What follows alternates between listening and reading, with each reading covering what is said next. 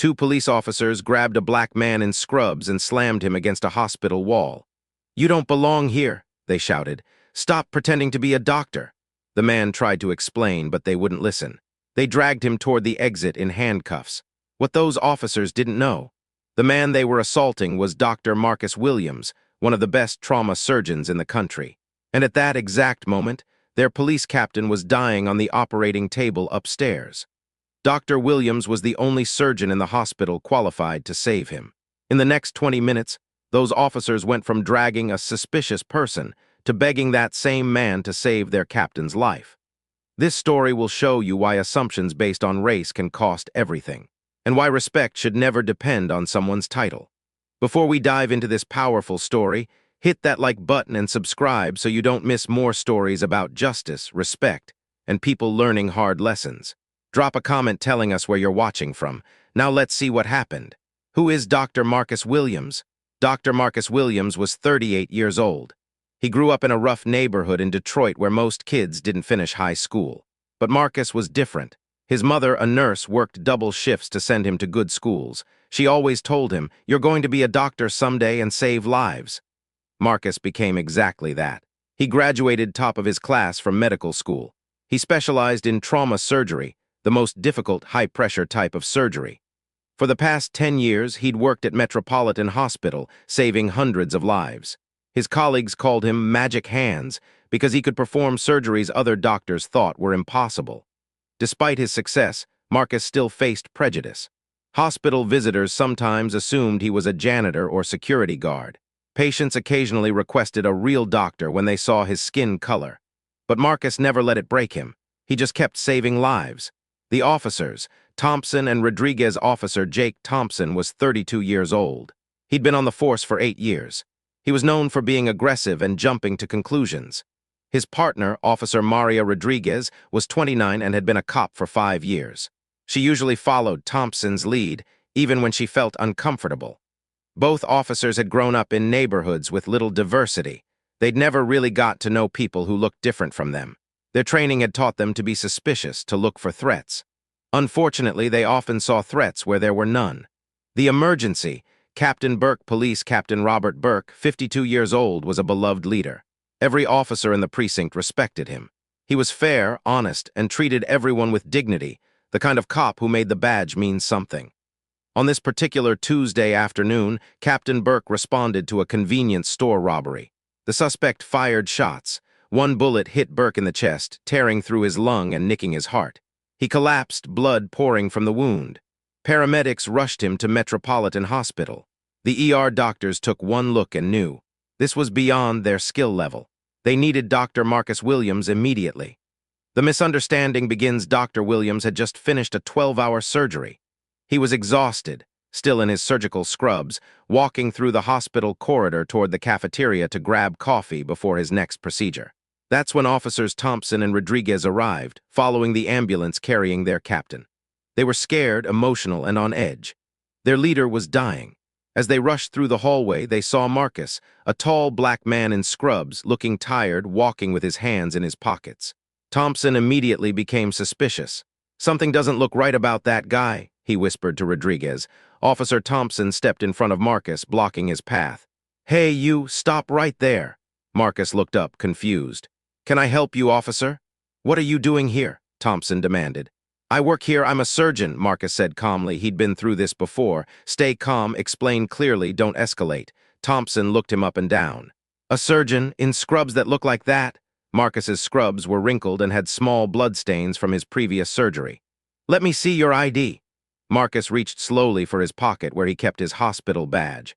But it wasn't there. His heart sank. He'd left it in the operating room when he changed. "I don't have my badge on me right now, but if you call the chief of surgery." "Sure you don't," Thompson interrupted. "How many times have I heard that? You probably stole those scrubs. What are you really doing here? Looking for drugs, medical equipment to steal?" A nurse walking by stopped.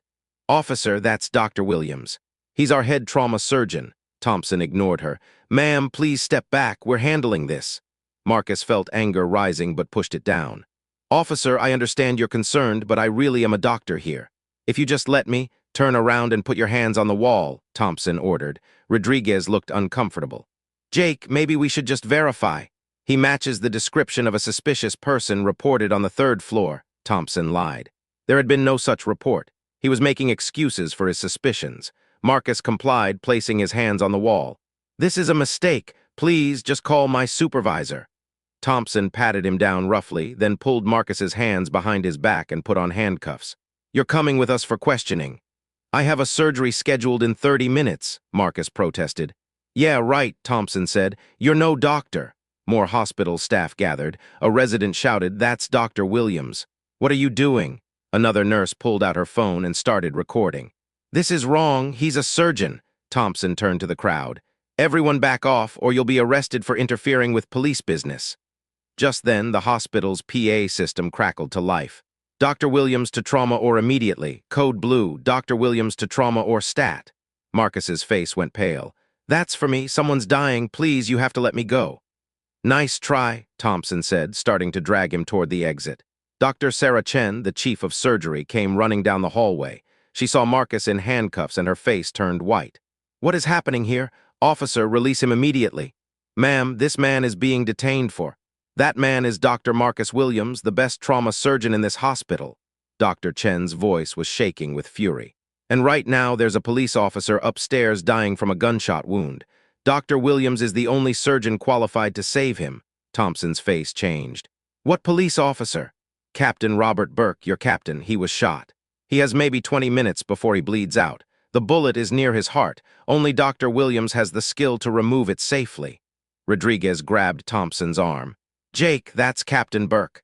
We have to, but Thompson, too proud to admit his mistake, quickly hesitated. How do we know this is really a doctor? Where's his ID? Dr. Chen was incredulous. Are you serious? Your captain is dying. Marcus spoke quietly, but with steel in his voice. Officer Thompson, you can verify who I am later. Right now, a man is dying. If you have any decency, any respect for your captain's life, you'll let me go. Every second you waste is a second he doesn't have.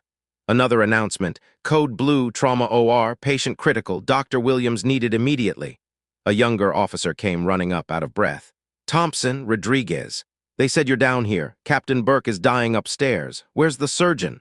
Thompson's face finally showed understanding. And horror, he just handcuffed the one man who could save his captain's life. Thompson's hands shook as he fumbled with the keys to the handcuffs. I didn't know. Marcus pulled his hands free and ran. Not away from the officers, but toward the elevator, toward the operating room, toward his duty as a doctor. Dr. Chen ran with him. Marcus, are you okay? Can you operate after that? I'm fine, Marcus said, though his wrists had red marks from the cuffs. How bad is the patient? Gunshot to the chest, bullet lodged near the pericardium. He's lost a lot of blood. It's bad, Marcus, really bad. They reached the OR. Marcus scrubbed in while nurses explained the situation. Captain Burke was on the table, his blood pressure dropping, his heart struggling. Marcus looked at the monitors, assessed the scans, and made his decision. Let's save his life. Thompson and Rodriguez stood outside the OR, looking through the window. They could see Marcus, the man they'd handcuffed, now in full surgical gear, leading a team working to save their captain. Other officers from the precinct started arriving. When they heard what Thompson had done, the looks they gave him were withering. You handcuffed the doctor, one officer said in disbelief. You almost let Captain Burke die because of... What? Because Dr. Williams is black? Another asked. Thompson had no defense. He just stood there watching through the window, praying that the man he'd assaulted would be the bigger person and save the captain anyway. For 3 hours, Marcus operated. The bullet had done massive damage. One wrong move and Captain Burke would die on the table. But Marcus's hands were steady. Years of training, thousands of hours of practice, and an unwavering commitment to saving lives guided every movement. He repaired the damaged lung tissue. He carefully extracted the bullet from near the heart. He stopped the bleeding. The surgery was one of the most difficult of his career. But Marcus never thought about walking away. He never considered letting his anger at the officers affect his duty to his patient. That's the difference between us, Marcus thought. They judged me by my skin color. I judge people by whether they need my help. Finally, after 3.5 hours, Marcus stepped back from the table. He's stable. Close him up. He's going to make it. The OR team erupted in quiet celebration. Captain Burke would live. Marcus walked out of the OR, exhausted but satisfied. The hallway was full of police officers, all waiting for news about their captain. When they saw Marcus emerge, they stood up. One by one, they started clapping. These officers knew what Dr. Williams had done. He'd saved one of their own despite being mistreated. Marcus nodded to them and walked toward the locker room. Thompson stepped in his path. "Dr. Williams?" Thompson's voice broke. "I'm so sorry. I was wrong, so wrong. You saved Captain Burke's life even after what I did to you. I don't deserve your forgiveness, but I'm asking for it anyway." Marcus looked at him for a long moment. "Officer Thompson, do you know why I saved him?" Thompson shook his head. "Because that's my job. I don't save lives based on who respects me or who doesn't. I save lives because every person deserves a chance, regardless of their mistakes or their prejudices." Marcus paused, then continued. "But here's what you need to understand. You saw a black man in scrubs and immediately assumed criminality. You didn't see a doctor, you didn't see a professional, you saw a threat. That assumption almost killed your captain." Thompson's eyes filled with tears. "I know. God, I know. I accept your apology," Marcus said, "but you need to do more than apologize to me. You need to examine why you made that assumption. You need to change." The hospital security footage went viral. The video showed officers Thompson and Rodriguez handcuffing Dr. Williams while hospital staff protested. Then it showed Marcus running to save Captain Burke's life anyway. The story made national news. Dr. Williams trended for 3 days. Comments flooded in from around the world. "This doctor is a hero. He saved the life of someone who disrespected him." "Officer Thompson should be fired. This is racial profiling, plain and simple." Dr. Williams showed more professionalism in 1 day than most people show in a lifetime. The police department opened an investigation. Thompson and Rodriguez were suspended pending review. The chief of police held a press conference apologizing to Dr. Williams and promising better training on implicit bias. Captain Burke, recovering in his hospital bed, requested to meet Dr. Williams. When Marcus entered the room, Burke was in tears. "Dr. Williams, I heard what my officers did to you, and then I heard you saved my life anyway. I have a wife and 2 kids. Because of you, I get to see them grow up. Thank you doesn't feel like enough." Marcus sat down. "Captain Burke, you're welcome. I'm just glad you're alive."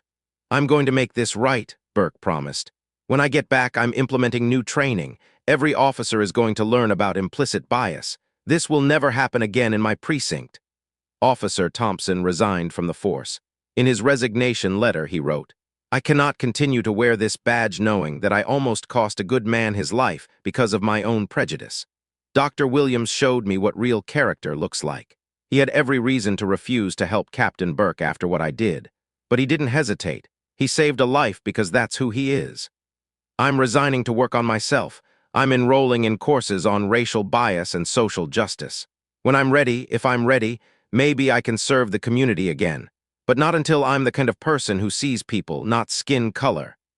6 months later, Thompson showed up at the hospital with a letter for Dr. Williams. In it, he detailed the work he'd been doing: therapy, education, community service. He wasn't asking for forgiveness again. He was just showing that he meant his apology. Marcus read the letter and sent a response. "Keep growing. Keep learning. That's all any of us can do." Dr. Williams was invited to speak at police academies around the country. He didn't speak with anger or bitterness. He spoke with wisdom. "When those officers handcuffed me, my first thought wasn't I'm going to sue them. It was, someone is dying and they're stopping me from helping." That's the tragedy of prejudice. It doesn't just hurt the person being profiled. It hurts everyone. What if I had refused to operate? What if I had let my anger override my duty? Captain Burke would have died. His wife would be a widow. His children would grow up without a father. All because 2 officers couldn't see past their assumptions. But I chose differently. Not because I'm special, but because I was raised to believe that our actions define us, not other people's ignorance. My mother always said, "Be so good they can't ignore you." So I'm good at what I do, and when they couldn't ignore me anymore, they had to face their own prejudice. The speech was watched by millions. Police departments nationwide revised their training programs. Medical schools used the story to teach about professionalism under pressure. It became a case study in choosing duty over ego. 1 year later, Captain Burke returned to the hospital for a checkup. Dr. Williams examined him personally. "You're healing perfectly," Marcus said. "Your heart is strong." "Thanks to you," Burke replied. Then he handed Marcus a photograph. It showed Burke with his wife and 2 teenage children, all smiling at a family barbecue. "This moment exists because of you," Burke said. "My daughter graduated high school last month. My son made the basketball team. I walked my wife to her first day at her new job. Every moment of my life from that day forward is a gift you gave me." Marcus looked at the photo and smiled. "This is why I became a doctor. And it's why I became a better cop," Burke said. "Half my department has gone through new training because of what happened. We're different now." Better, the story of Dr. Marcus Williams reminds us of several truths. First, never judge someone by their appearance. Those officers saw scrubs and skin color and made assumptions. They almost cost their captain his life because of it. Second, professionalism means doing your duty even when it's hard. Marcus had every right to be angry, but he put his patient first. Third, respect everyone. You never know who you're talking to. That suspicious person might be the one person who can save your life. Fourth, people can change. Thompson confronted his prejudice and worked to become better. Growth is always possible. And finally, character is revealed in how we respond to injustice. Marcus could have chosen anger. He chose healing instead, both for his patient and eventually for the officers who wronged him. If this story moved you or taught you something important, hit that like button and subscribe to our channel right now. We share real stories about courage, justice, and the power of doing what's right. Drop a comment. Have you ever been judged unfairly? How did you respond? Don't forget to hit that notification bell so you never miss stories that restore your faith in humanity. Thanks for watching, and remember, your character is shown not when people respect you, but when they don't. Choose to be like Dr. Williams. See you in the next story.